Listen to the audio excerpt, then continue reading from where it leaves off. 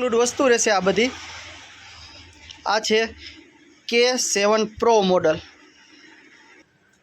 ચાલો આ તમને ઇન્સ્ટોલેશન કેવી રીતના કરવું K7 Pro મોડલ એનું તમને માહિતી આપું। આ કનેક્ટર છે એને અહીંથી ફિટ થઈ જશે।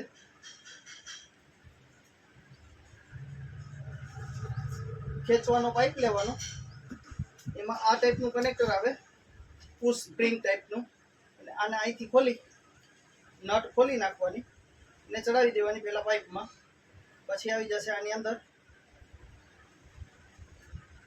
આટા ચડાવી દેવાના। ગેસના રેગ્યુલેટરની જેમ ખેંચી અહીંથી પુશ કરી દેવાનું। પુશ કરવામાં અહીંયા આવી જાવ, જુઓ અહીંયા સુધી અડી જવું જોઈએ। પુશ કરવામાં છેક સુધી કનેક્ટર અડી જવું જોઈએ। પછી આવશે આ બકેટ ફિલ્ટર,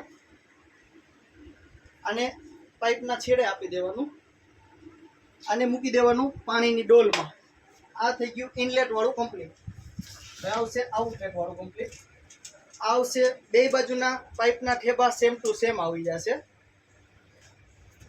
આ પાઇપને અહીંથી પ્રેસ કરી અહીંથી આટા ચડાવી દેવાના રહેશે।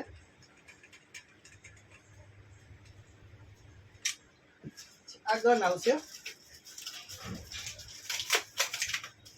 આ ગનના આટા અહીંથી ચડી જશે અને પ્રેસ કરી સેમ અહીંયા ચડાવ્યા હતા એવી જ રીતના આમાં ચડી જશે। આ થઈ ગઈ ગન ફિટિંગ, આ થઈ ગયું મશીન ઇન્સ્ટોલેશન રેડી। હવે એની એસેસરીઝ કેવી રીતના યુઝ કરવાની એ તમને સમજાવી આપું। અહીંથી આ જે છે, અહીંથી આ ગનની પાછળની રિંગ છે, અહીંથી આ ખુલી જશે આવી રીતના। આ ખુલી ગઈ। ગન લાંબી કરવા માટેનો એક્સટ્રેશન રોડ, આ ચડી જશે આગળ એની નોઝલ ગનની। આ થઈ ગઈ લાંબી ગન। આ જે તમારે સોલાર સાફ કરવા માટે કામ આવે આ ટાઈપની ગન। પછી આવશે ફોમ બોટલ કેવી રીતના ઇન્સ્ટોલેશન કરવી। આ મોટી ફોક ગન છે, આને કનેક્ટર છે ફોક ગનનું, એને પહેલાં ચડાવી દેવાનું। અહીંયા રબરની ઓરિંગ છે એ અંદર વહી જવી જોઈએ, એ ખાસ ધ્યાન રાખવાનું। આટા ટાઈટ કરવામાં ઓરિંગ અંદર વહી જવી જોઈએ, બહાર ના નીકળવી જોઈએ। પછી આ જે પુશ બટન છે, અહીંથી આમ ગેસના રેગ્યુલેટરની જેમ ખેંચી અને અહીંથી આમ પ્રેસ કરી દેવાનું। પ્રેસ કરી અને મૂકી દેશો, આ થઈ જશે લોક। અહીંથી તમારે કેટલા ફોક વધઘટ કરવું છે, એકદમ ફીણા ઘાટા કરવા છે, પતલા કરવા છે, અહીંથી થશે।